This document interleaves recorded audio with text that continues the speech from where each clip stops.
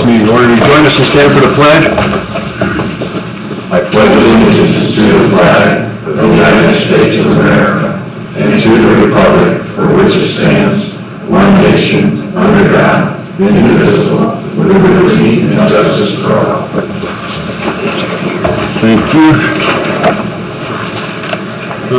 First thing on the agenda is the approval of minutes for May the 19th, June the 2nd, June the 16th, December the 15th, and January the 5th. I'll make a motion to approve all the minutes mentioned. Second. Motion and a second. Any discussion? All those in favor signify by saying aye. Aye. Aye. Opposed, the same sign. Motion carries. Payroll for January 25th, 2016. So moved. I'll make a motion to accept the Motion and a payroll. second. All those in favor signify by saying aye. Aye. Aye. Opposed, same sign. Motion carries. The claims January 19th, January 25th, and January 28th. Make a motion to approve the claims from January 19th, 25th, and 28th. Second. Motion is second. All those in favor signify by saying aye. Aye. Aye. Opposed, same sign. Motion carries. And then the approval of the employee benefit fund distribution for January 2016. So moved. Motion. Second. And a second. All those in favor signify by saying aye. Aye. Aye. Opposed, same sign. Motion carries. And then we have second reading on an ordinance, Porter County, Indiana, for Title 14 of the Porter County Code. Public hearing was held and is closed. Any comments from the board? I'll entertain a motion. I'll make a motion to approve the ordinance for Title 14 of the Porter County Code on second reading. Second. Motion is second. All those in favor, signify by saying aye. Aye. Aye. Opposed, same sign. Motion carries. We have second reading on the Health Department's immunization grant to the Porter County Health Department. Any questions? Public hearing portion is closed on that one as well. Is that on the immunization? Yes. Did we mess this one up? Were you adding anything or just Nope. being present? Just here to answer any That was second questions. reading for that storm. I'll make a motion. We're excited about spending the money. That's what I said. Oh, things are down, okay, all right. I'll make a motion to approve the Department of Health immunization grant. Is it a fund that we're approving? It's a grant, and they'll have to create a fund for it. That's what your ordinance is doing, creating a fund. Okay. We'll be before the council tonight to appropriate the money, and the Board of Health tonight will approve the first contract to spend the money. Okay, so my motion is to approve the Department of Health immunization grant fund. On second reading. On second reading. Second, all those in favor, signify by saying aye. Aye. Aye. Opposed, same sign. Motion carries. Okay, we have second reading. I skipped one on an ordinance creating a stormwater management program and a stormwater management board. So moved. Motion? Second. And a second. All those in favor, signify by saying aye. Aye. Opposed, same sign. Motion carries. Okay, Porter County tourism venue agreements. David, you want to come back?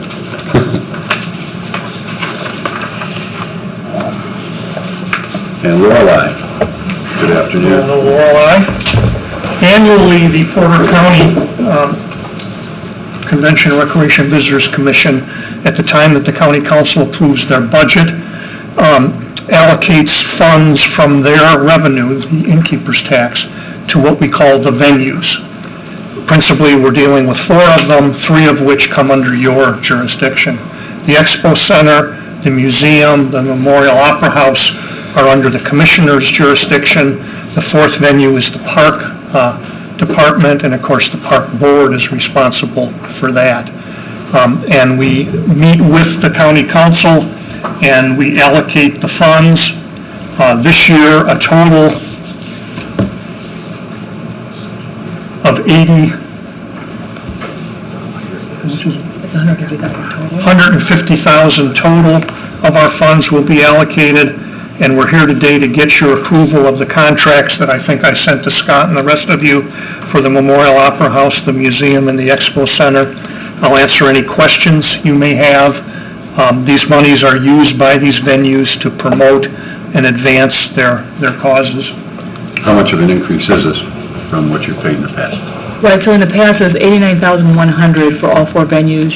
For this year only, it's going up to $150,000. The parks will remain the same as they have in the past. The other 3 venues will split the extra equally across the board, and I think each of them is like $35,640 for each of the 3 venues that fall under you.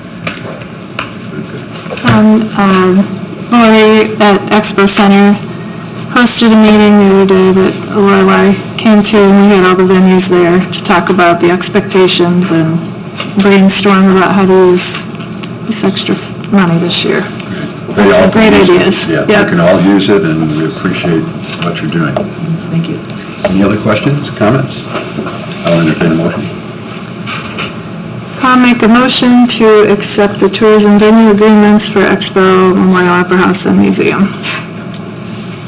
Second. Motion and a second. All those in favor, signify by saying aye. Aye. Aye. Opposed, same sign. Motion carries. Thank you. Thank you. Okay, we have an ordinance establishing a fund for proceeds for code enforcement, and this is the first reading. I could probably explain this one. Basically, what we have going on is we have a property owner who we have been in a long-standing situation with, trying to get some ordinance violations corrected. What we found ourselves in a very good position of, one of the local sign companies wanted to put a sign up, and we would allow that only upon this condition, which was the rents created from that sign would be captured by the county. They would still remain the property owners. However, we would either allow the property owner to utilize the money to fix these issues, or we would. We actually met with the property owner yesterday to set out a timeline for those things to be done. So this is simply the housekeeping measure to allow us to have the fund in order to deposit the check into, to either utilize from our end to fix the ordinance problems, or for him to fix them. When they're fixed, we'll give him the rest of the money, and the fund will be closed. Oh, so this is a one-time event? We're opening it up as a fund for now in case we ever had another situation like this, but frankly, I think this is the first one we've ever had. It's fairly unique. It's a great segue into what we want to talk about. If the violations continue, as will the monthly rent, then the fund will continue to receive the rental income. And what happens when we get to the point where the property owner hasn't taken advantage of our offer, and the fund has grown past what it costs for cleanup, what are we doing with the funds then?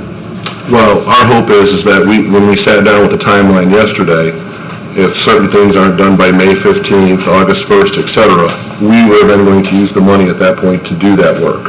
And so we were hoping to not get in a situation where we have $30,000 of work, but $50,000 sitting in the account. We probably think even if we are forced to do the work ourselves and pay for it, it's probably only 2 years of rent would get us all of it completed. And the rent's being paid in both once a year. And I think those dates are November or December. So the rent's significant enough to be able to get it done pretty quickly. 2 years. If he cooperates, that's, what if he doesn't do it? At some point, do we take a lien on the property? Well, hopefully with this this is almost $10,000 a year coming in from the rent. So we think even if we're forced to do all the work ourselves, $30,000 is probably going to cover it. So we're never going to be out of pocket. That's the beauty of this, is that this is his money coming in for rent, and we're just, as part of the agreement on the ordinance prosecution side, was we will put this money here and use it to fix your situation unless you fix it. And if we have to fix it, we'll use this money, and then when we're done, we'll give you whatever's left, or continue to go until there's enough to fix it. I'm just playing the devil's advocate. What happens then if we take our commitment off, we do the work, and now... Well, we would lien the property. There's no question about that. That's where I'm getting at, because what if he comes back and then the property looks the same way as it does now within a very short period of time, and we're not getting the... Right. Okay. Right. And some of the things we're fixing is cleanup, but we're also fixing some other more significant fencing, asphalt chip pieces, et cetera, that we aren't anticipating would be something that would quickly return. But there is some cleanup in it, though. Scott, could this fund have monies coming into it for, I guess the first question is, we don't have a perpetual cleanup account now within the county for, because I know we have other properties out there that we've been struggling with out there that, you know, we're to the point now where you need to condemn them and knock them down, but there's no funds to do that. Could this fund be used for that? Yes. I mean, that's wrong. Yeah. Could we put fines from code enforcement in there as well? We could direct that. Because that's a real problem out there we have right now, is that We currently have an unsafe building fund. I don't think there's much in it right this second. Vicki was telling us that with this particular money that we're gonna be bringing in to start off with, that we can put this in the sub-fund and label it as such. So that way it's separate, dealing with this particular parcel owner, and then anything else that would come in, whether it's like unsafe buildings or something along that lines, or Ordinance violations. property. Can that be a non-reverting fund? Yes, it would be. It will be. Yes. And I have a fund number already, so, and we'll set this one up in its own sub-fund, so we keep these monies totally separate from anything else. Yeah, these are a little bit unique in the sense that they're not ours, they're not taxpayer dollars, it's more or less an agreement to fund this significant cleanup on this particular property. Do we need to do any revisions to make code enforcement fines go into this fund? Yes, because right now I think they're just going into the general fund. It would, I mean, if we can work it out where it can go into this fund, that would be great, because right now, it goes into the general fund, and I don't press it because of the fact that it doesn't go into the general fund, and I'm not assured that I would get that back. The short answer is yes. I could modify the ordinance that when those ordinance violations are paid, they would go into this fund. Okay. And then that money would stay there for future enforcement. Okay, so why don't we go ahead and do our public hearing, and the modification be part of the second reading? Can we do that? Sure. Well, we can. It would be a whole other ordinance. Okay, so should we... We can move forward with this one. This will at least create the fund. And Vicki will do the summer This ones. will be an amendment to this ordinance? Yeah. Okay, got it. Very good. Oh, it'd be nice to have some monies to maybe start knocking down some things that need to be knocked down.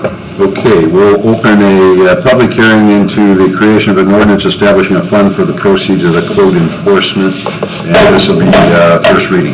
So, you've heard the proposal, you've heard the ordinance. Is there anyone who wishes to speak in favor of this ordinance? Anyone wishing to speak in favor of this ordinance? Anyone that wishes to speak in favor of the ordinance should come forward at this time, state your name, and make your statement. Anyone wishing to speak in opposition to this ordinance? Anyone wishing to speak in opposition to this ordinance, you should come forward, state your name and address, and make your statement at this time. Third and final time, anyone wishing to speak in opposition to this ordinance? Seeing none, public hearing is closed. I'll entertain a motion. Is there a motion? I'll make the motion. Second. Motion is second to create an ordinance establishing a fund for proceeds for code enforcement, passing on first reading. All those in favor signify by saying aye. Aye. Opposed, same sign. Motion carried. Because this involves the collection of a fee, we cannot do it, waive the rules and do it today. We have to have second reading. We'll schedule that for our next regularly scheduled meeting, the 16th of February, for second reading. Thanks, Bob. Thanks, Bob. Thanks, Scott. Thank you. Okay. Lee Westergan, Anton Insurance, PPO discussion. Good afternoon, Commissioners. Thank you for having me. So as you know, we have discussed the IU Health physician situation with PHCS in the past. They will be leaving the network on March 31st. We have three proposed methodologies of handling the situation. And so we seek your recommendations and approval on that. The first way of handling that would be to approach the 20 families, really 26 participants representing 20 employees, and give them the option of going with PHCS, staying with PHCS that is, or moving to First Health practitioner only. The second option, or included in that, would be then to send a interdepartmental memo out to all of the county participants, letting them know that this is happening, because we have determined that there are 26 people that this affects, but that's really only based on the fact that, whoever had claims in the last 12 months with an IU Health physician. There could be others that have IU Health physicians and they haven't utilized them in some time. And give them the same option of moving to First Health or staying with PHCS. And then, to go along with that, we could add at open enrollment the option that people choose the PPO, whichever one they want to participate in, First Health or PHCS. So, I am looking for your formal approval to execute all three of those measures to address this issue.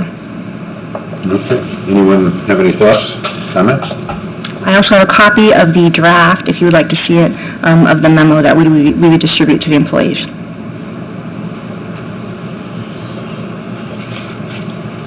I'm kind of partial to the first one. We approach those families and let them know the situation, send out the memo to the rest of our employees, and tell them where we're at with this situation. You need all three things approved, right? Well, not necessarily. If someone were to make a change that would carry through the remainder of the year, we do need to put a time frame on this. In the memo, I have instructed people to inform us by February 15th. I would like to see the memo, if you don't mind. Thanks.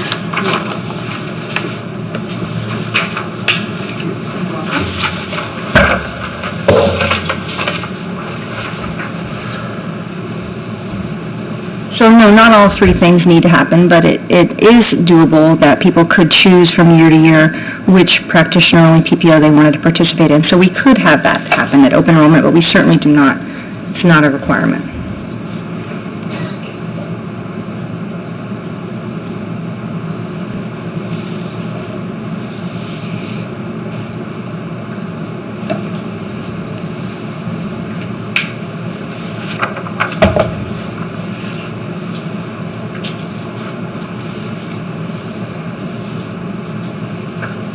What you're proposing is fine with me to deal with this year. I'm sorry, Commissioner? What you're proposing seems reasonable for this year. Scott, do you have any questions in regards to the legality of it? No, I think this is fine, given the option. I think giving the employees the option of either or, they can choose if they're using health providers that aren't in PHCS right now, then this works. I'm just wondering if by February 15th is enough time. That's all I'm wondering. I think this is one of those things that we anticipated when we switched to the Inetico type of program, is that there are some providers that just say that they're worth more than everybody else, and they're not going to negotiate their stance with anyone.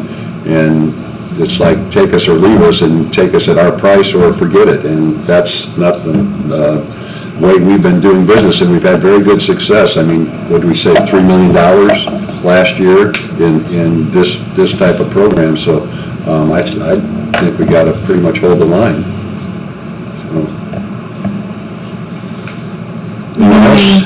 Hold the line meaning? Well, not acquiesce to their demand that they get paid more than everybody else, and that's pretty much what they're wanting us to do.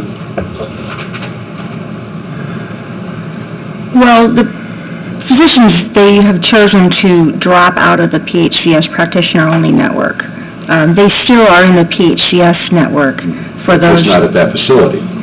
No, it'd be all IU Health physicians. So those that have privileges at LaPorte Hospital, the Indianapolis hospitals would be, whoever is owned essentially by IU Health, those physicians, is that network of providers. And, there are many PPO networks providers, they kind of go in and out of them from time to time, depending on what, as you stated, the discounts are. And the PHCS discount is a very deep discount, which is in part why we have been successful in, the county has been successful in saving $3 million over the past year. So, you know, people have asked us, well, what are the chances of the IU Health physicians staying? Well, they're not going to. So, in response to that, our participants still want to use their physicians, and the county will pay more, and the participants will pay more if they are out of network. So I think it's fantastic that we can actually do this offer, say to these people, well, you can go to First Health then. It's across the board. If you have a doctor who's in PHCS and not in First Health, you know, it's unfortunate, but we have... And that doesn't necessarily mean that in an emergency situation, somebody goes to one of their hospitals in Indianapolis, as you said, that we're not going to negotiate a better payment schedule on an individual basis, because that's happened several times. That's exactly right. So basically, by doing this, we're continuing to save some money. Correct. I'll make a motion to accept the proposed, Participant letter, yeah. Do you want me to extend that time frame that they need to respond by another week? it's kind of cutting them pretty short. I mean, that's only 2 weeks. Can we say give them till the, I don't know, you think that's enough time? March 1st? March 1st? I think so. All right, I'll make a motion to approve the suggested changes for the IU Health positions in the PHCS PPO network, and give the employees, with the exception of giving the employees until March 1st rather than February 15th, to let Anton Insurance know if they want to make a change.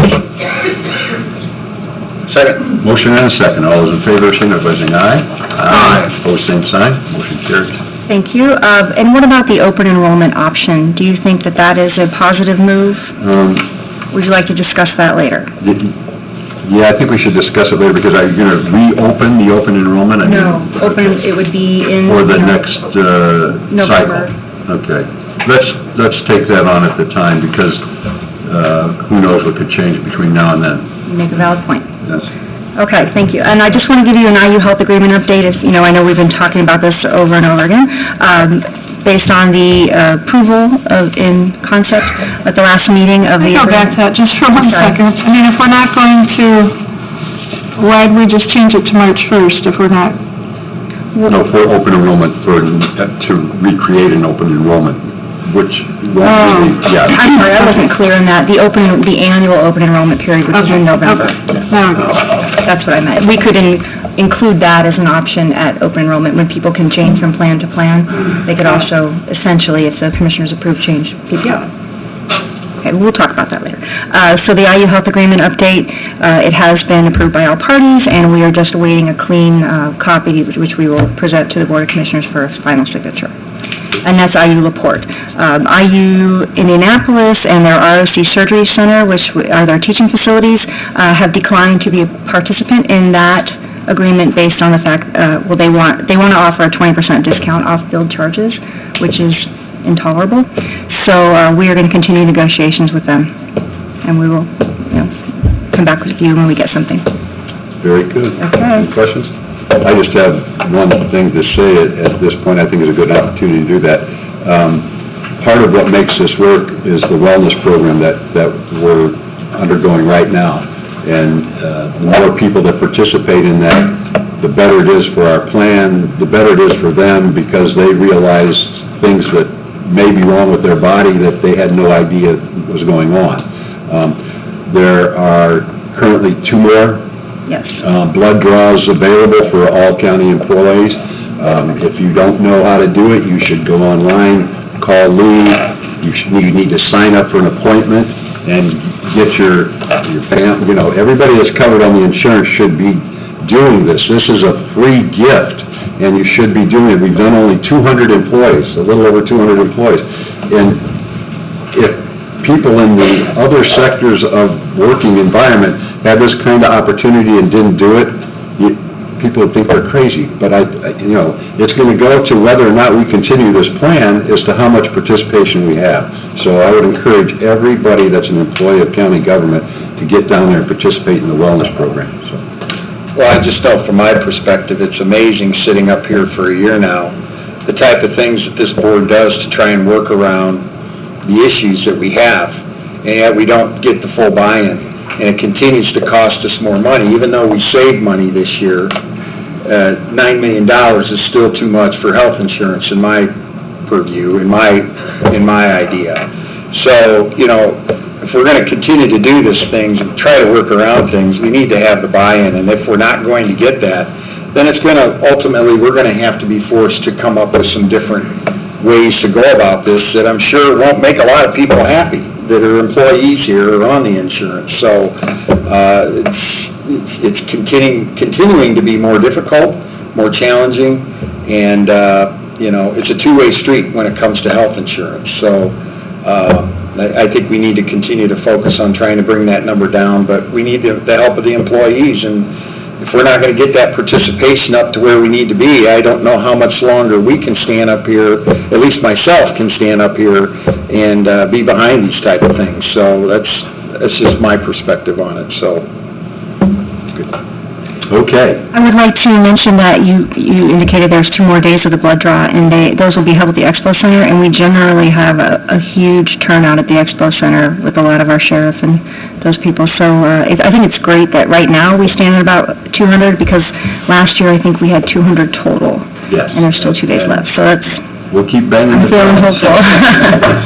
Thank you. All righty, thank you, Lee. We'll get off our soapboxes now. Okay, Mike Jabo, DLZ, Jail Security System Agreement Update. Good afternoon, Michael. Good afternoon, Commissioners. The update, County Attorney Scott McClure and I have been working with Videotech. I have been, and Scott's been working with the attorney from Horizon Bank who'll be doing the financing. We believe that this week, both agreements will come together for final review and be presented, I assume, at the next meeting. Yeah, I think the contract between the county and Videotech is all but done, and that seems to be well on track. I talked to the Horizon attorney about the financing side of it, and it looks like I'll have a draft of that tomorrow. So it looks like we're in line to potentially get that all wrapped up at the next commissioners' meeting, and the sheriff's been updated accordingly, so. Great. Good. So we don't really need to take any action, we're just getting the update. Correct. We put it on the agenda just in the case, but at least at a minimum gives you an update. Okay. Okay? Wonderful. Thanks. Good afternoon. All right, office holders and department heads, John Steiner, Porter County Assessor. We're going to receive an open bid for the 2016 new land order for reassessment. Afternoon, John. Hi, good afternoon, thank you. This is our 5-year cycle, state mandated land order as required as a part of reassessment, and I can't believe it's been 5 years that we've all known each other, but it's been that long, so we're ready to order another one. So, Time flies. look forward to another 5 years. Okay. How many We had respondents? two bids. Two bids. Appraisal Research Corporation and Assessment Analytics, Inc. Who's doing it now, currently, John? It was done in... I mean, who did it, It was Tyler Technologies, Policy Analytics. We had when I came into office, Mr. English there, the drill had been done at the last time. We were just entering that cycle, so we had extra help to get it done. This time we're a little more ready for it. So neither, I don't believe from what I heard that any of those have submitted a bid, it doesn't sound like. Right. This is, appraisal research. Is there a number I should be looking at, John, or is there, options or? You know, I was, since I haven't seen them, I was thinking that we could review them and look at them and come back for take them under advisement possibly. Why don't we do that then? So, we'll just say who they are. These people are from, it says Porter County. Do you want to do that by the end of the meeting today, or do you want to come to our next meeting and make your Probably the next meeting. Okay. I would guess, yeah. All right.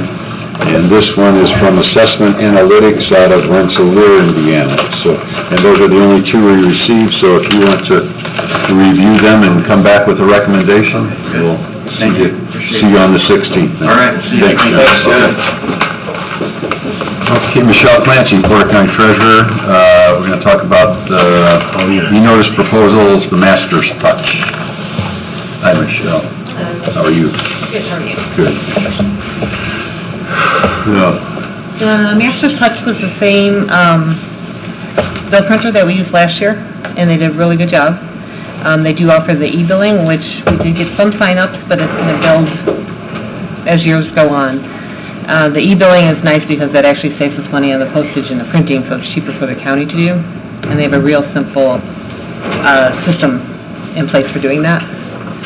I don't believe the price has changed from last year. They put a maximum on there for us again, and that's up to 100,000 parcels. Okay. Questions? Is there a motion? I'll make the motion. Second. Motion and a second to approve the Master's Touch. All those in favor signify by saying aye. Aye. Opposed, same sign. Motion carries. Thank you. Sharon Lippens, ITS Director. Adams Remco, Purchase and Maintenance Agreement for Judge Alexa. Informed Decisions Purchase and Maintenance Agreement. Afternoon, Sharon. So, we're gonna, maintenance agreement for the judge, for Judge Alexa? Purchase agreement and maintenance Okay. agreement for the judge. And then I have been reviewing the existing fleet to look at leasing options on an enterprise level. It's a little bit more complicated because we've got machines of all different ages across the board, of all different sizes across the board. So once that review is finished, then hopefully I'll come back with a proposal for that as well. But for now, this one, the lease was with this is one of the last ones. There's one other one that's with an outside company other than the one we've been working with. So this is kind of bringing up all those ones that were old before the program started. So this one ends a lease with the previous company and brings them in standard with everybody else. And the maintenance agreement you're gonna undertake, or is that? The maintenance agreement is paid by the department, so that'll be paid by Judge Alexis Court. Okay. And obviously, they're very well aware, I think they were paying a couple thousand a year, and now they're gonna pay $384. What a deal, what a deal. Okay, is there a motion? So moved. Second. Motion and a second for the purchase and the maintenance agreement for Judge Alexis Chambers. All those in favor signify by saying aye. Aye. Opposed, same sign. Motion carries. Informed decision. We are pulling that. Pulling it? Okay. I've been working with the auditor's office to find new software for their pre-printed form. They're not pre-printed forms, we print all our forms on blank paper, and this is the software that creates the electronic template and merges it with the data to provide a form. And we're looking at other options right now, so we want to pull that agreement until we've reviewed them all. Very good. Thanks, Sharon. Thank you. Karen Martin, Porter County Clerk, Legal Services Agreement between Porter County Election Board and Attorney Ethan Lowe of Blatchley, Tabor, Bozick, and Hart. Don't see her. Scott, have you reviewed the contract? I have, and it's in good form. Going to speak just for Karen Martin, everything is the same with the agreement, the attorney we had last year, everything went great, so it's just renewal of everything that's changed. Okay. Questions? I'll make the motion to approve the legal services agreement. Second. Motion and a second. All those in favor signify by saying aye. Aye. Opposed, same sign. Motion carried. Report from commissioners. Yep, they're all north. They're all north, because that's where all the stuff's happening, I guess. Change order number one, for replacement of bridge number 156 Porter Avenue over Coffee Creek in the amount of $2,266 for inlets. Recommend approval. Second. All in favor? Yep. All those in favor, signify by saying aye. Aye. Opposed, same sign. Motion carries. Where's the echo?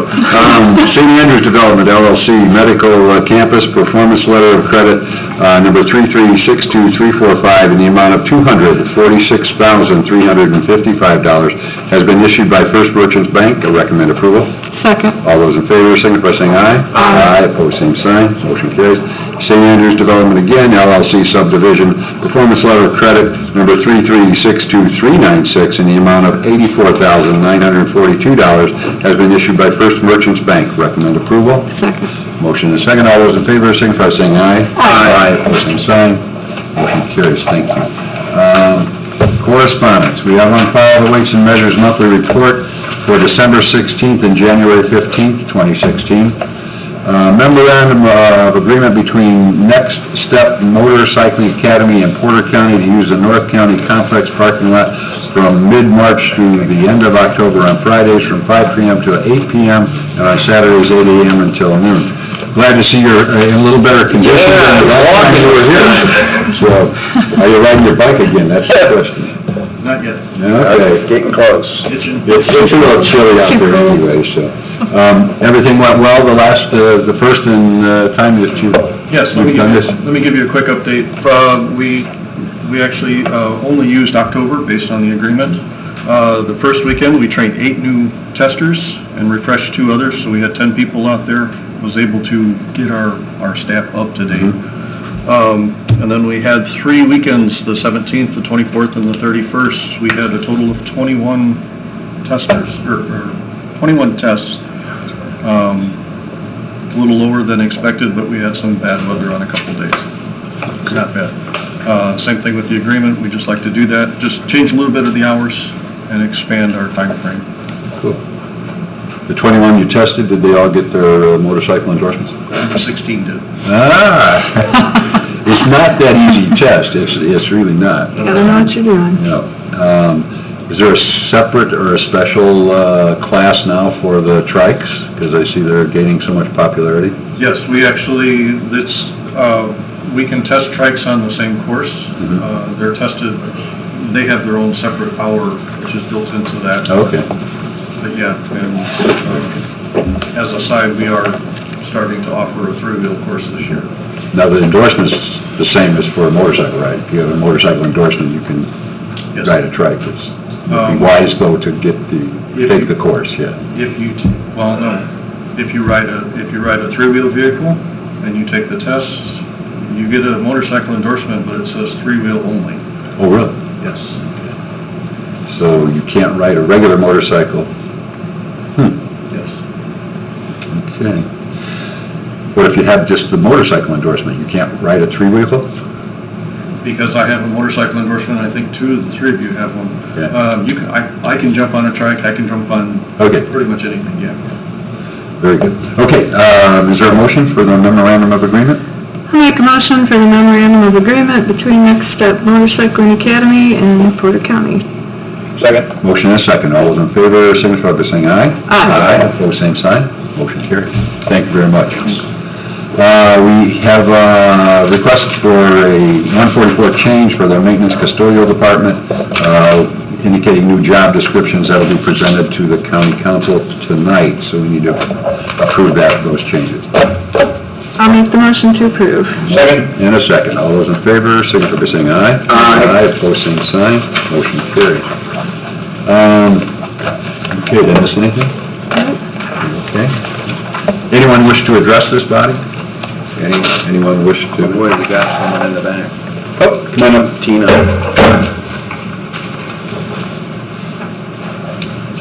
Good afternoon. Would you state your name and address for the recording? Well, I'm Tina Rogers. I'm president of Kerner Blue Era, 9800 Connecticut Drive in Crown Point, Indiana. I'm here on behalf of the Kankakee Valley Historical Society, and we're pleased to share with you that we submitted our Indiana Office of Community and Rural Affairs Collier Lodge Planning Grants. And so we just want to thank this body for your support in that grant application process, and we hope to hear back from the state sometime this month as to whether or not we're awarded, so that we can move forward on the historic preservation of Collier Lodge. Great. Yeah, you do wonderful work down there, and we hope you get it. Okay, thank you. Good luck, Tina. Yeah, good luck. Okay, anyone else wish to address this body? Anyone? We stand in recess.